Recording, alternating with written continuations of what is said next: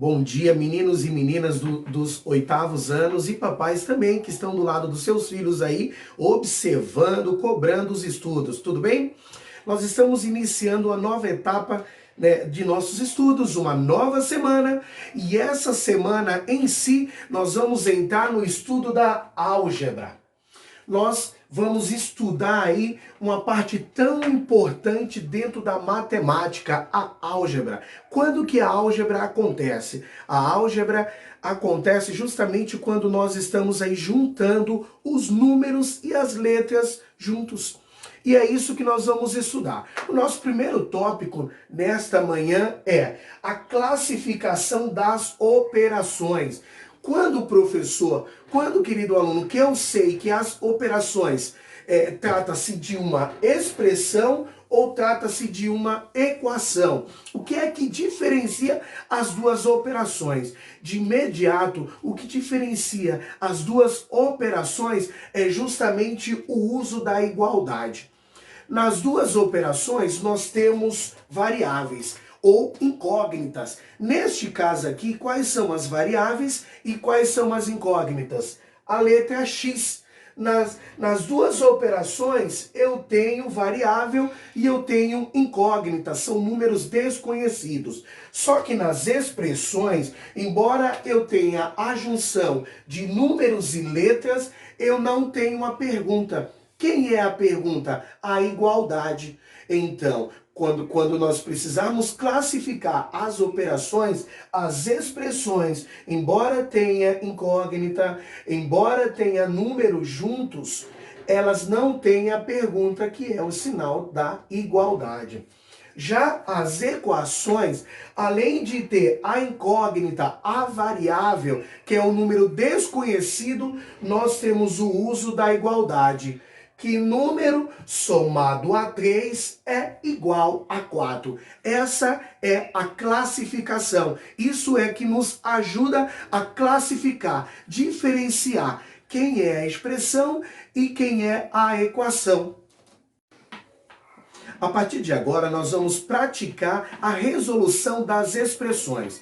Eu separei aqui 3 exemplos para que nós possamos verificar a solução dessas expressões. O que a gente precisa entender na resolução das expressões?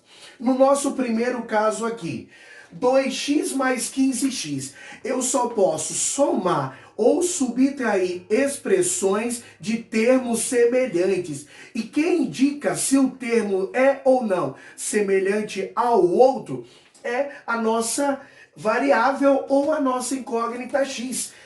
Tem que ser 2x mais 15x. Professor, se fosse 2x mais 15y, a gente poderia resolver? Nós poderíamos simplificar? Não. Para resolver as expressões, os termos têm que ser exatamente semelhantes, iguais. E quem determina se um termo é semelhante ao outro é justamente a letra. Nesse caso, eu posso resolver 2x mais 15x é igual a 17x. Simplifiquei. Tinha 2 termos, passou a ter somente um termo, que é a sua solução. Esse é o exemplo mais simples. No nosso segundo exemplo, eu tenho o parênteses. Tem um número fora do parênteses, sem sinal nenhum. O que é que eu preciso lembrar? Quando eu tenho um número fora do parênteses e outros 2 números dentro do parênteses, e eu não tenho sinal nenhum aqui, eu tenho um sinalzinho aqui escondido, que é o sinal de multiplicação. Eu tenho que eliminar os parênteses. Como que eu elimino o parênteses? Aplicando a propriedade da distributiva. Como assim, professor? Que propriedade é essa? Eu tenho que multiplicar o número que está fora do parênteses individualmente com os números que estão dentro do parênteses, aplicando a regra de sinais que vocês já aprenderam no 7º ano. Vamos lá?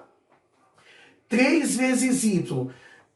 Qual é o resultado de 3 vezes y? Precisamos lembrar também que toda letra sozinha, não importa se é x, se é y, se é o z, ele representa que número aqui? Ele tem o número 1. Ele não precisa estar descrito, mas ele representa o número 1. Quando eu multiplico 3 vezes y, é a mesma coisa que nós estamos multiplicando. 3 vezes 1. 3 vezes y é igual a 3y. Regra de sinais, o que é que eu preciso lembrar? Quando o número está sozinho, sem sinal nenhum, eu também tenho um sinal de mais. Mais com mais, quando os sinais são iguais, o resultado também é positivo. Então, mais com mais, mais. 3 vezes 2, 6. Agora, eu não preciso multiplicar com o 4, porque o 4 não está dentro do parênteses, eu só vou repetir. Agora, eu tenho quantos termos aqui? Eu tenho 3 termos. Eu vou simplificar esses 3 termos. O que eu preciso lembrar aqui na simplificação? Eu só posso somar os termos semelhantes. O único termo que eu tenho com a letra Y é o 3. Então, eu não tenho nenhum outro termo que tenha o Y. Finalizei. Eu só vou repetir. Agora, eu tenho outros 2 termos, que é o 6 mais o 4. 6 mais 4 é igual a 10. Eu tinha 3 termos, simplifiquei, tornou-se somente 2 termos. Esse seria o resultado do nosso segundo exemplo, 3y mais 10. Nós temos o terceiro exemplo para encerrarmos as expressões. Novamente, eu vou precisar aplicar a distributiva para eliminar o parênteses. 8 vezes A, 8A. Regra de sinais, mais com mais, mais. 8 vezes 7, 56. Eliminei o primeiro parênteses, vou eliminar agora o segundo parênteses. Regra de sinais, menos com mais, menos. Lembre-se, a letra também tem um mais aqui, ó. Ele não está escrito, mas ele existe. Menos com mais, menos. 2 vezes A, 2A. Menos com menos, também é mais. Sinais iguais, resultados positivos. Sinais diferentes, resultados negativos. A regra aí do jogo de sinais. Menos com menos, mais. Agora, 2 vezes 3, 6. Agora, para finalizar, eu tenho que somar os termos semelhantes. Eu posso somar 8A menos 2A. O que eu preciso lembrar aqui que o 8 é positivo, não precisa ter o sinal, mas ele é positivo. Como que a gente soma e subtrai números, esses números aqui? O que é que eu preciso lembrar dessa regrinha aqui? Eu preciso observar qual dos números, o positivo e o negativo, tem o maior valor. Quem tem o maior valor? O 8 ou o 2?